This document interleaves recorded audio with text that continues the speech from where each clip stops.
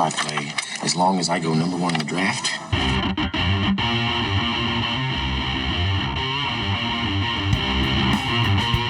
From the Erie Otters, Connor McDavid. From the London Knights, Mitch Marner. From the Western Hockey League's Brandon Wheat Kings, Nolan Patrick.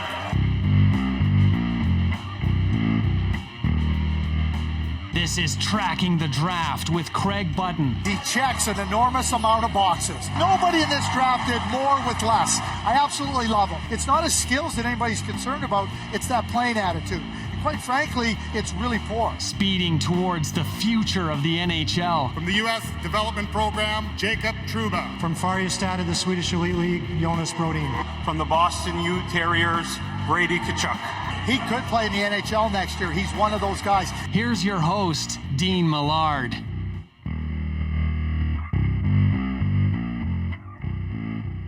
Hello there, and welcome to episode 26 of season 2 here of Tracking the Draft with Craig Button, the director of scouting for TSN and the vice president of scouting for Tuckman's Domination in the UFHL. He's also the president of scouting for High Level Scouting in the UFHL. Mr. Craig Button will be along very shortly. And this is a show where the stars of tomorrow are discovered and discussed. And we've got some interesting players to chat about today. 2 Swedes and an American, a goaltender, a defenseman, and a forward. So lots to get into. And we're also going to discuss with Craig some of the things that have happened in the National Hockey League and some of the things that will be in the playoffs, rather, and some of the things that will be happening at the draft in July. But here are the 3 prospects who are NFTs in the UFHL that we'll be discussing today. Jesper Wallstedt is the goaltender, the top-rated goaltender for the draft. High Level Scouting, my wife owns that agency, and Craig is the president of scouting. $450 High Level paid for this NFT, and I was probably encouraging my wife to bid higher because of the goaltending factor of Jesper Wallstedt. He's really shot up the rankings in the last little while. At this time last year, people were talking about him not being in the first round. Chaz Lucius is a forward with the U.S. program in the USHL. Prestige Worldwide has this NFT for $160, and he's a goal scorer. Craig is going to speak glowingly about how this guy gets the biscuit in the basket. And then we're racing back to Sweden for Anton Olsson, a defender with Malmo. Pipeline Prospects snagged this guy for $35.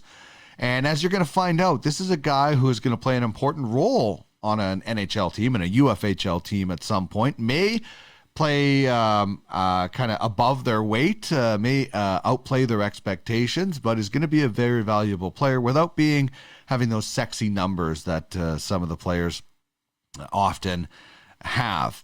Craig joins us courtesy of the UFHL hotline.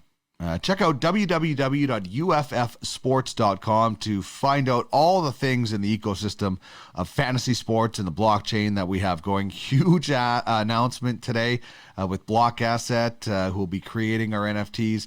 The announcements, it's in the next little while from UFFS.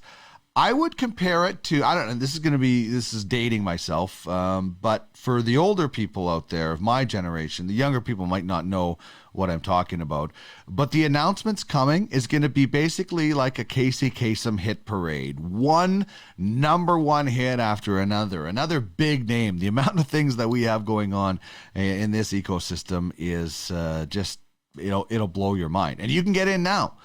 Get in the game where you own the game. Check out uffsports.com. And Craig thankfully joins us on the UFHL hotline, the Ultimate Fantasy Hockey League. And this show is being proudly broadcast on the Ultimate Fantasy Sports Network, UFSN. Just like UFFS, we are growing. New shows are planned.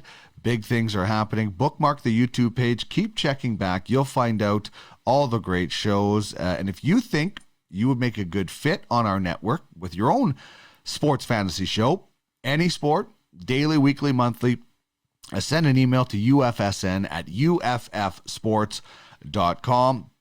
You can also follow at UFS Network on Twitter, and the DMs are certainly open for that. All right, let's get to him now. He is the Director of Scouting for TSN, Mr. Craig Button.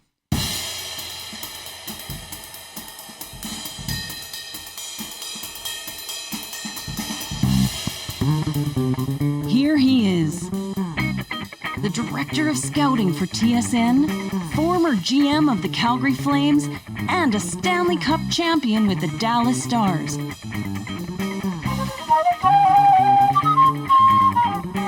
Plus, he's a sharp-dressed man with a heart of gold and a passion to match it. Craig Button.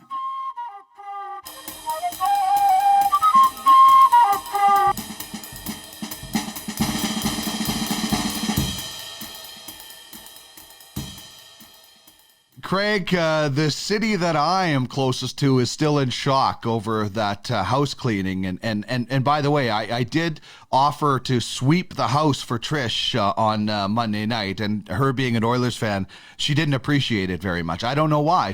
She's always asking me to clean the house. And I decided to get the broom out after the Jets swept the Oilers, and she wasn't very happy. But in all seriousness, when you look at that series, no question about the depth. It was just not even close. So when you look at the Edmonton Oilers and that top six, you know, if you're going to load up McDavid and Draisaitl, you need to give Ryan Nugent-Hopkins more help. Is there help in the system that you think can step in next year and play in that top six and contribute? Okay, I'm going to get to your questions, but I cannot let this one go. Okay, don't tell me you had to go into the closet to get the broom. When Game 4 began, you were sitting there watching the game with Trish, holding the broom. There is no way you were not holding the broom, ready to sweep the Oilers out of the playoffs as your beloved Jets, were preparing for it. So, you know what? I appreciate the fact that you said, I'm going to have to clean the house. But you had that broom in your hands long before you decided to clean the house. Yes, I did. I know. Okay, so now we talk about you make a great point, and we know how brilliant Connor McDavid is. We know how brilliant Leon Draisaitl is, and Ryan Nugent-Hopkins is a really solid player. But three players cannot be relied upon to carry your offense. And the Edmonton Oilers, and everybody knows this, it's not anything, it's not speculative, it's not opinion. When McDavid and Draisaitl don't score, rarely do the Edmonton Oilers win. So right there, you're looking at too much on too few. And and it's not just too. They deliver at such an exceptional rate that the Oilers are probably winning a lot of games on the backs of Connor McDavid and Leon Draisaitl alone. But when you go up and you face really good teams, two players and three players isn't nearly enough to compete successfully. You're not going to be able to do it. So when you ask me now about what kind of help the Edmonton Oilers can count upon, well, the first guy I'm going to look at is Dylan Holloway. I don't have any question that Dylan Holloway is ready for the National Hockey League. And I'm not one that's going to sit and say, okay, he'll get 70 points or 50. I think that Dylan Holloway is ready to contribute at the NHL level. I think he understands, the different steps that he'll have to take. And as he goes through them, he's going to understand them better. But his skill, his power, his smarts, he's right there. And that's great news for the Edmonton Oilers. Look at what happened this year with Jesse Puljujärvi coming back. A career that looked like it was clearly, when I say a career in an Edmonton Oilers uniform that looked like it was clearly in jeopardy. He came back. Ken Holland and the Edmonton Oilers deserve massive credit because this was a player that was being failed by the Edmonton Oilers. Ken Holland and his group demonstrated how they could help a player be successful. So that's in place. Ryan McLeod, I thought Dave Tippett did a fantastic job of putting Ryan McLeod into a position that the Oilers have been developing him for. A third-line center role, fourth-line center role maybe to start. That's where he's going to be at his best. He's not a top six forward. He's not a left winger. He's not going to score goals. He's not going to produce offense. But, as a really good third line center, I think that Ryan can fill that. He's going to have growing pains like any other young player. but his development, I think, was really, really important.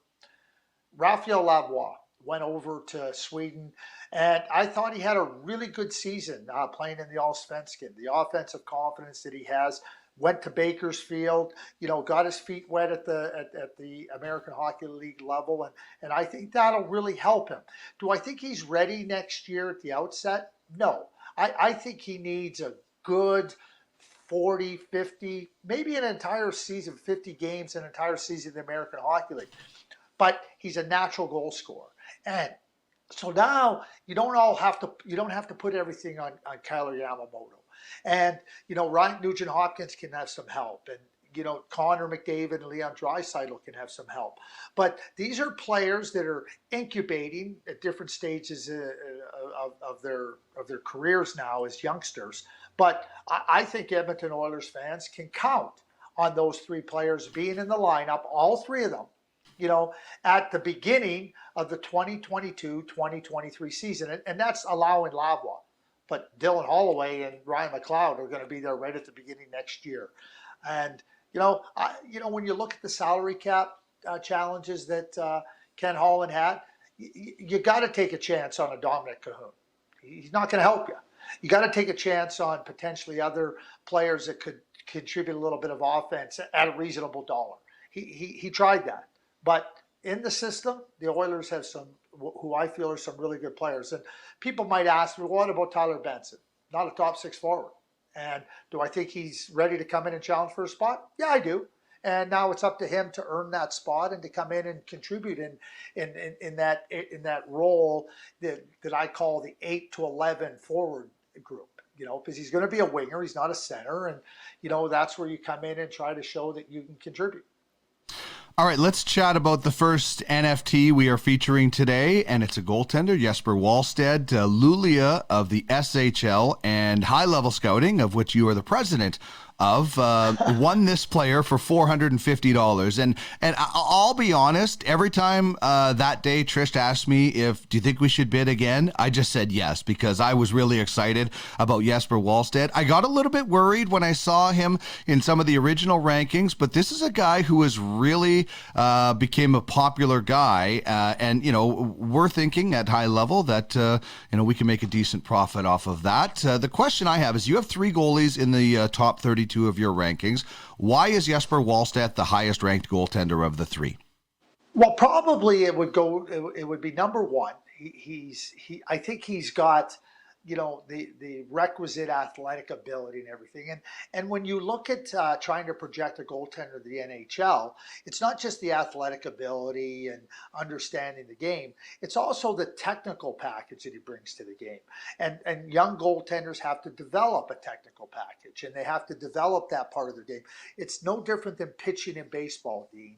You could throw 98 miles an hour, but you have to learn how to pitch. You can have a great glove hand in goaltending, but you have to learn how to goaltend. And there's a lot of organizations that do a really good job in that regard, and there's organizations that don't. So when I look at Jesper Wallstedt's athletic ability and his acumen in the net, he's also ahead technically. And so when you look at him, I'm not saying the other guys can't develop technically, but if you end up in the wrong organization, we talked about Jesse Puljujärvi. It wasn't that Jesse Puljujärvi, you can look and say, where he was picked and whatnot, but they the organization failed him. They failed him. And that happens with lots of players, and it certainly happens with goaltenders. So I think that the reason I have Wallstedt ahead at this point in time, and remember, scouting's never static. You always got to be evaluating over time, and it's continuous. And, you see a goaltender end up in a good situation, in a good scenario, right? You go, okay, you know what? Maybe that guy in a prospect evaluation, moves ahead a little bit. I'll give you two examples. Igor Shesterkin and Ilya Sorokin. Shesterkin drafted by the Rangers, Sorokin drafted by the Islanders, third, fourth round picks. Fourth by I think Shesterkin was a fourth and Sorokin. So you looked at them and you said, okay, they got good ability. They got developed outside the NHL where they were ready to come into the NHL. So the NHL team had to look, in this case, the Islanders and the Rangers had to count on somebody else to develop them. but they're benefiting from that development. And NHL teams, conversely, they also hurt goaltenders by not developing them. And that's going to happen. Just because you're an NHL team doesn't mean you develop goaltenders properly. And there's lots of examples of that, and there will be more examples of that, unfortunately, for the young goaltenders.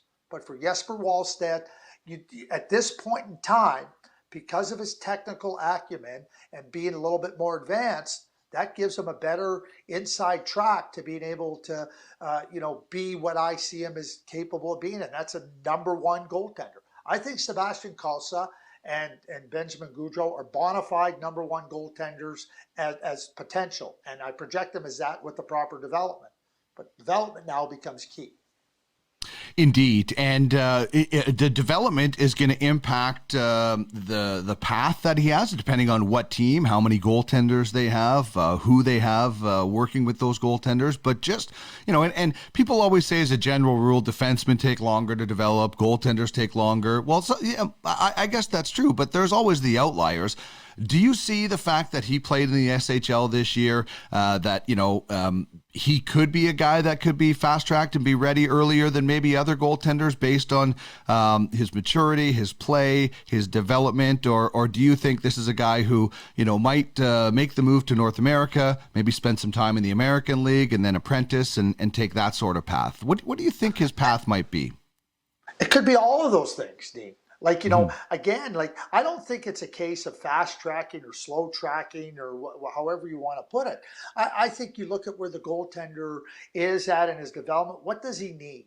And certainly when you watch Jesper in the SHL and perform really, really well, the SHL is a really good, strong, competitive league. So it's closer to the NHL. He's already demonstrating a capability to have success playing in a pro league that challenges goaltenders. So that's really, really important. I don't think you say, I don't think you lock in. You have a general path that you look at for any player, and you say, okay, this is the developmental path that we want to put him on.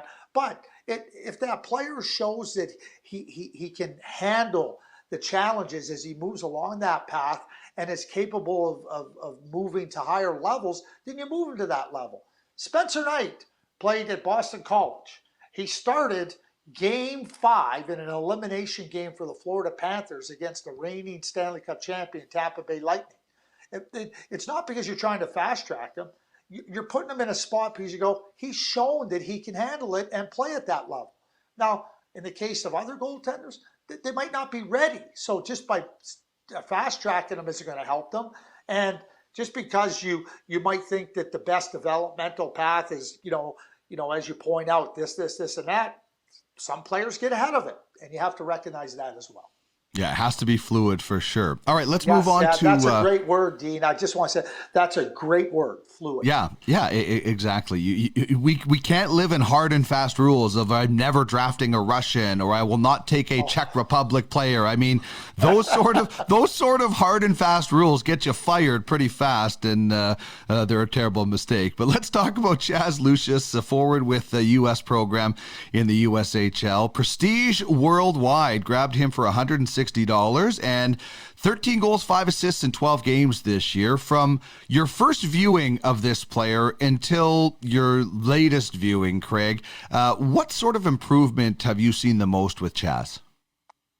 Well, I'll tell you this about Chaz. Chaz has had some challenge. Has had a real challenging year because of injuries, and But here's what I can tell you when you watch Chaz.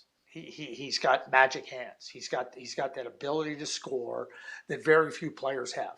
He can score in so many different ways, and that makes him really, really difficult to defend because he can score off the rush. He can score from distance. He can score in tight. He can score off a pass. He can score on the backhand or the forehand. He's got this great ability, and it's a great ability, and top goal scorers have it, of being able to open up a goaltender. And when they open up a goaltender, they can slip it into the smallest of openings. And I think that describes Chaz. And, despite the fact that he didn't get an opportunity to play this year very much, he missed the U18 because of injury. He'd had some injury coming off of last season that only allowed him to play a very few games. But all I know is this about Chaz. When he plays, he's an elite goal scorer. Elite. And I know this. Scoring is really, really hard to do. And when you see somebody that can do it at the exceptional level that Chaz Lucius does, you know what? Bottom line is that's a player you better really understand what he can add to your team, and then say, okay, is this the player we want? I'll be straightforward with you. On my top 32 list, I've already evaluated it. I'm already evaluating this because I'm talking myself out of things. He needs to go higher on my list. I cannot ignore the fact that I project him as one of the elite goal scorers in this draft. That is great to hear. And he is all Minnesota through and through. He grew up in Minnesota. I watched and called goals of his at the Brick Invitational when he played for Team Minnesota, and he's going to the University of Minnesota. So that's going to give him that time to develop that maybe he missed this year. All-around great scorer. I was going to ask you if there's a typical goal, but obviously he keeps defenders on their toes. Yes. What's something that he will work on at Minnesota and develop and improve in his aspect right now? What's something that you see, going into Minnesota and coming out of Minnesota will be better? Yeah, and you know what? He's on his toes and he keeps defensemen on their heels. Because one of the things, and I say this about Chaz, is that when you have to defend him in multiple ways, it becomes a real significant advantage for him, because now when he can score off a shot, when he can score off a deke, when he gains body leverage on you, it becomes really, really challenging to defend against him. And now it's not just say take this away from him, because he has so many he has so many weapons in his arsenal to take advantage. Like I'm a big believer that when you're trying to develop, and you need to go, and part of development is not just physical, it's mental, it's emotional. But when you have an opportunity to go, and in the case of Chaz, because of the injuries the last year and not playing as much, he can just go and play at the University of Minnesota and allow everything to progress normally and naturally.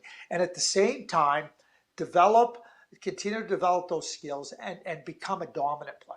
Become a dominant player. And I am on this all the time.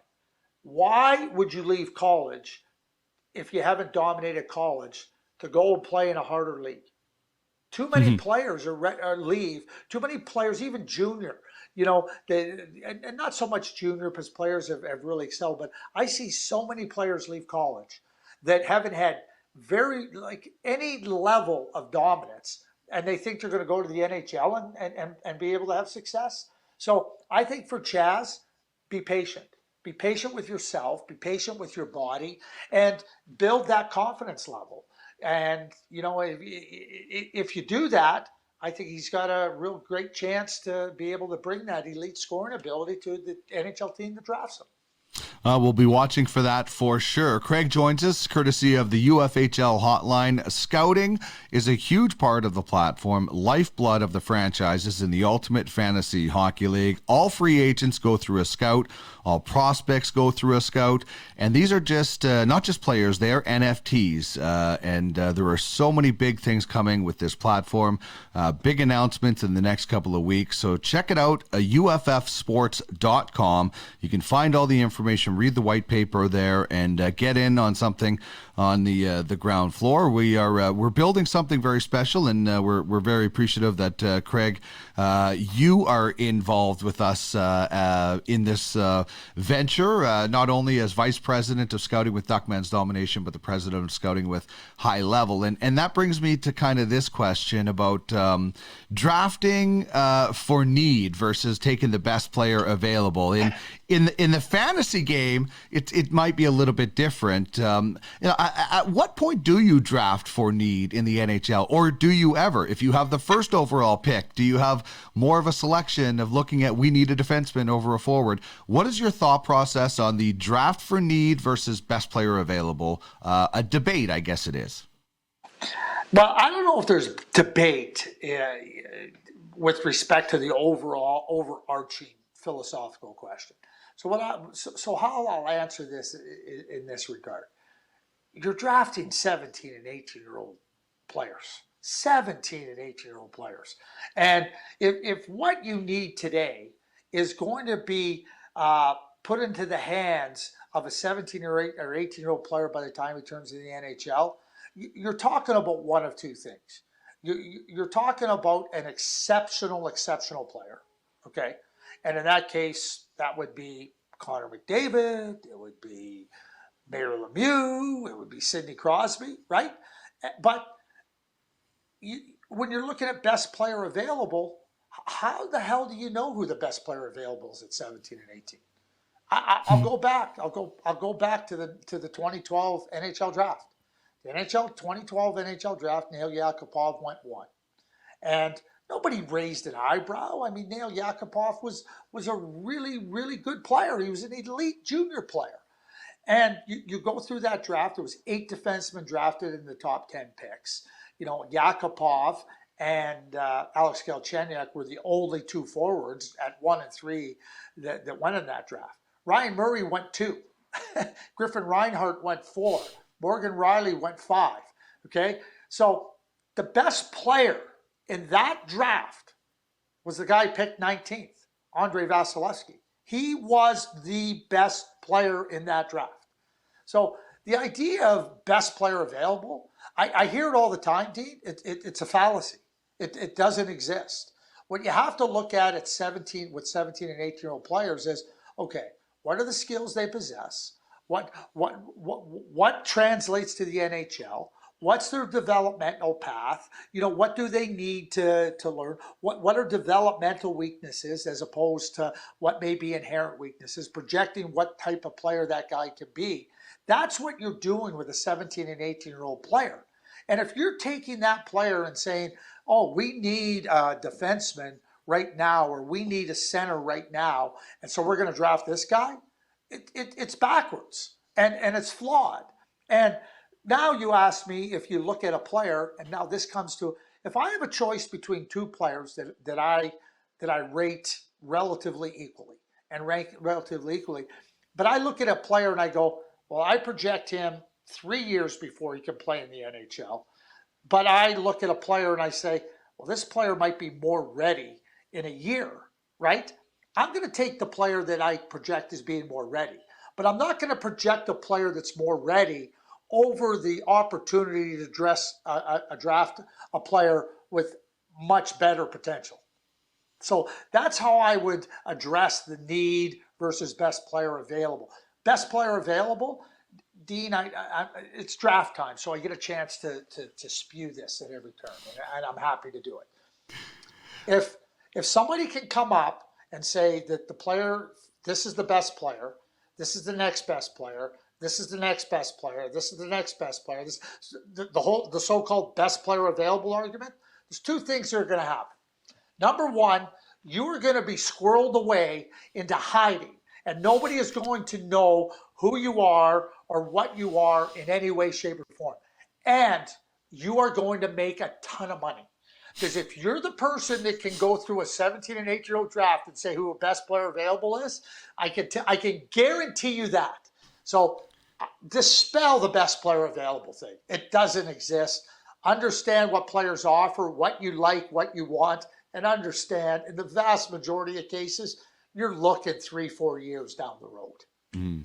Here, I'll use this example that I thought of as you were talking. I was at the 2011 draft in Minnesota. I was there covering it for Global Edmonton because the Oilers had so many first-round picks. Ryan Nugent-Hopkins went first overall. You know me, I'm a big Jets guy. When Kevin Cheveldayoff went up and announced that they were taking Mark Scheifele, I was like, I don't hate it. I'm not terribly excited. I'll ask you, who would you rather have on your team right now, Mark Scheifele or Ryan Nugent-Hopkins? That's pretty much a no-brainer. So a lot of things change over time, and development has a lot to do with it. pretty much a no-brainer. just in case, leaving it out there for you. I don't believe in absolutes, but I mean, this is an absolute. I should say I don't believe, but you've got to be. This is an absolute no-brainer. You know what's funny, Dean? I'll tell you a little story about that draft. So, I was working for TSN at the draft. So on our draft meeting ahead of time that day, we were talking, is there anybody that might slip into the top 10 that we're not considering? And I mentioned Mark Scheifele. And it was not supported really much. And it's not so much that it was like people were opposed to it in a way that you go, geez, really? It was more like I really felt that he could be a guy. Now, let me qualify for that. Like when I do a mock draft or I don't know who teams are drafting. I don't know. And a lot of people say, no, I don't. I look at a player and I say, okay, this could be a nice fit. And I try to rationalize it. And when I do my draft ratings, it's all about potential. But I thought that Mark Scheifele might have an opportunity to slip in the top 10. It wasn't supported, and there was nothing wrong with that. When Mark Scheifele went 7th overall, Steve Dryden, the senior managing editor at TSN, who manages all things hockey, right? And goes, what did you know? I said, I didn't know anything. I just thought that based on where Mark Scheifele was at, that he might be a candidate to slip into the top 10. So there you are. And unfortunately, here's what happens. And we hear a lot about these players. So now a player like Mark Scheifele gets drafted and the fans are going, oh, Mark Scheifele, that's a surprise. Mm-hmm. Surprise to who? One of the things that you'll never hear me say, they went off the board. Went off the board? They're the ones with the board. Their board is the only board that matters. What do you mean they went off the board? Did they go off in your board? Your board doesn't matter. So, but this is the public sphere, and this is what they doesn't work that way. And let me tell you a quick story about Mark Scheifele and the late Dale Howard-Chuck, the late great Dale Howard-Chuck coach Mark Scheifele. The Barrie Colts were a really bad team, a really, really bad team. And it was their last game of the season. And they were going to play Mississauga. Now, Mississauga that year was going to the Memorial Cup. They were a top team in the OHL. And it was a Sunday afternoon. And I said, I'm debating, should I go see Mark Scheifele? I'm going thinking, last game of the season, the team's terrible. They're playing Mississauga. I said, what am I doing at 2 o'clock? And this is good. I go to the game. And I'll tell you right then and there, and I'd seen Mark play and I'd watch him develop, but it was right then and there. It was a 3-2 win for Mississauga. And you would not have known that was a bottom-feeding team in Barrie, the worst team in the OHL that year. You watched Mark Scheifele play and you watched him take on the challenges and the way he played. And you said, okay, this guy's real. And then he went to the under-18 tournament and was outstanding. So it was those things that led you along that path to say, hey, this guy is that good and everything that goes with it. Beautiful stuff, and you're right. Coached very well by the late Dale Howard-Chuck, and it's the Jets. Kevin Cheveldayoff in that Manitoba connection would have known Dale very well and got a perfect scouting report. Let's talk about Anton Olsson now. Defenseman with the Malmo Redhawks in the SHL. Pipeline Prospects snagged this NFT for just $35 US, and that could come back in score coin in abundance. Tell me about your first impression. What do you remember about the first time you watched Anton play? What stood out for you? Heady player. Really astute, thinking ahead, managing the game, playing for the next play, not playing for this play, but also understanding where the next play was, and real calm and real poised. And, I'm going to give you the opportunity, just so you know. I mean, you asked me lots about what are some of the things a player has to improve, and I'm never going to give you his defensive play if he's a scoring forward. He's got to get stronger. You're never going to get that crap from me. But at the end of this, when you ask me, I'll be able to share some thoughts on him. But he handles the puck well. He understands, as a defenseman, where the puck has to go to and where it needs to get to not only alleviate pressure when you're in the defensive zone, through the neutral zone, how you're going to attack, when you're in the offensive zone, how to open up the play and how to maneuver defenses around. I love that headiness about him. I think he's got really, really good, strong hockey sense and a real strong grasp of the game and a real significant understanding of how he can impact the game with his skill set. And I just see somebody that with the real high end IQ, the real good passing ability, and the really good understanding of the defensive zone is different than the neutral zone, and the neutral zone with the puck on offense is different than the neutral zone without the puck on defense, and the offensive zone has all kinds of different elements in it. I just see a really, really good, strong, solid defenseman. You know, if you judge this guy on statistics, you're going to be disappointed, and you're going to be doing a disservice to this terrific player because, the numbers aren't flashy. But I don't know why this name comes into my head so much right now.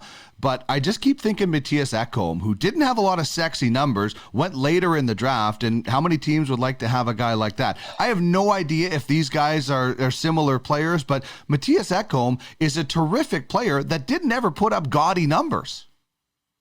Well, I mean, scouting would be really easy if just the gaudy numbers translated to success in the NHL, wouldn't it? Right, Like it'd be real easy, right? And it would be just go, okay, the top scorers, that's who's going to. I joke about this. The NHL drafts players that are 50 goal scorers and 100-point producers in junior hockey. They're not drafting 5 goal scorers and projecting them to be 40 goal scorers. You're drafting the best. So, but you can't just look at stats alone.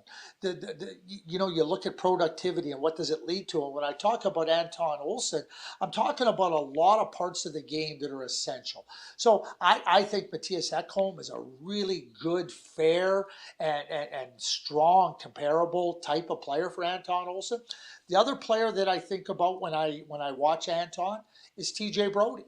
And TJ Brodie's not flashy, but you watch him play the game, and there's an incredible efficiency to his game.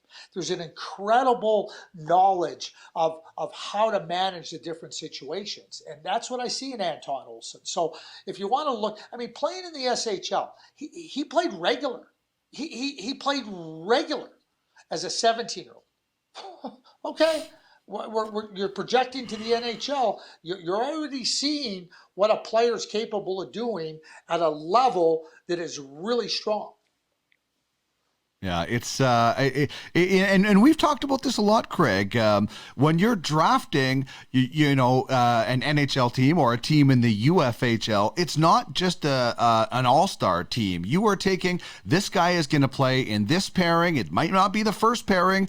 First-round picks often end up in the bottom 6 or the bottom pairings, but they're filling a specific, significant need. Not every player is going to be a top 3 or a top 2 defensemen. You need guys to fit in different spots, and sometimes people get confused with first round picks having to be top 3 forwards or top 2 defensemen all the time.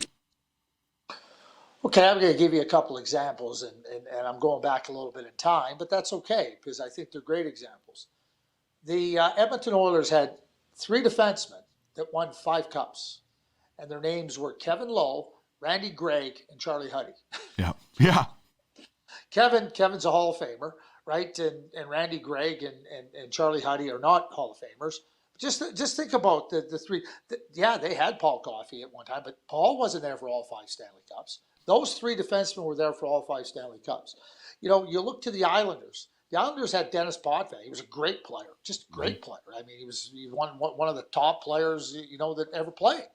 But they had Kenny Morrow, and they had Thomas Johnson. And those guys were so good and so effective to what the Islanders wanted to do and what successful teams need to do, right? So I'm talking about multi-Stanley Cup champions, right? That really come in and are so significant to the success of a team. And there's no question in my mind that when you talk about the makeup of a team, you better be doing that, and you better be understanding what players can do and how they can do it. Because when I describe Anton Olsson, I've described every area of the game, area of the game that I think is incredible. Do I think that Anton Olsson is a top pair defenseman? Not necessarily. He might project to that in time. Right now, I see him really as a solid number 3. Could he get to a number 2? Perhaps. But at the same stage of the game, I didn't see TJ Brodie at that. But TJ Brodie plays on a top pair with Morgan Riley in Toronto, and TJ Brodie's a terrific defenseman. Indeed. Awesome stuff, Craig, as we get closer to the NHL Draft. You didn't ask me about what Anton Olsson has to improve upon. Oh, you're right. You gave me the opening, and I didn't. So Anton Olsson does all these great things, Craig. Is there anything he could improve upon? The only thing I want to see him really work on is his pace of play. You know, when you think the game so well and you think it ahead at times, right? Sometimes the NHL requires you not only to think the game well, but to think it at a rapid pace and process. He processes really well, and I think he's got excellent hockey sense. I want to see his pace of play get up, and I think that's developmental. But that would be the one thing with Anton that you're going to be looking to do if whoever drafts him, get that pace up going. And if he gets his pace of play going, he's got a chance to be a top pair defenseman, in my view. Yeah, that comes with development, encouragement, and maturity and gaining confidence, right? You get the encouragement from the coach that, yeah, we want you to pick up the pace. You can do it. And then the player realizes, I can do it. And as he matures physically, mentally, and gets more comfortable and more confident, it becomes a natural part of his game. Absolutely. That's exactly, it's exactly as you just described. Perfect. Have a wonderful week, Craig. We're not in the playoffs, but some of our players are leased into the playoffs, so at least we can make a little bit of playoff money, and then our real playoffs will happen at the UFHL Draft. So have yourself a terrific week, and thanks for joining me.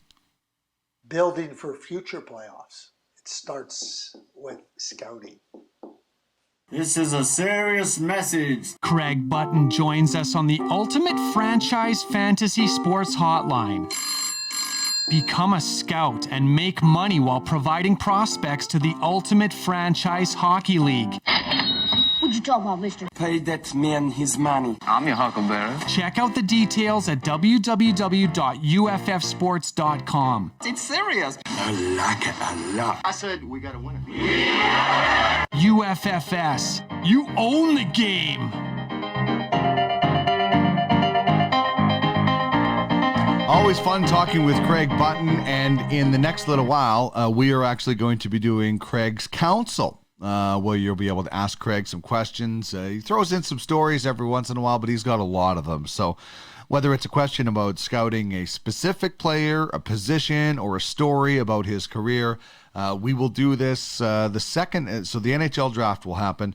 We'll recap the draft, and then our final show of the season will be story time and scouting tips. So if you have a question or something like that you want to ask Craig, trackingthedraft@gmail.com is where you can get it to, and we will add it to the list of topics that we have already received so far. So excellent stuff. Okay, I've talked about UFFS. There's the site. You can go to it. You can register as a fan.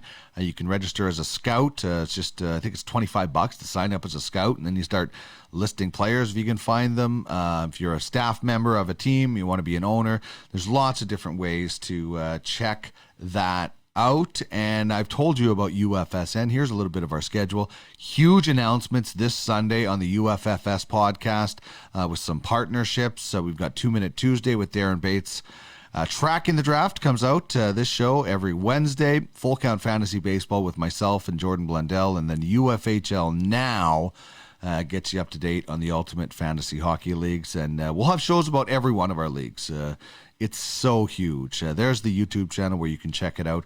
Ultimate Fantasy Sports Network, and some of the other cool things that we have going on. And if you're into some different podcasts or past episodes where we talked about different players of this show, check out podcastalley.ca. I have Tracking the Draft as well as a whole bunch of other shows right there that you can check out. Some are active, some aren't. But all of them have some fun stuff that you can enjoy in the podcast variety.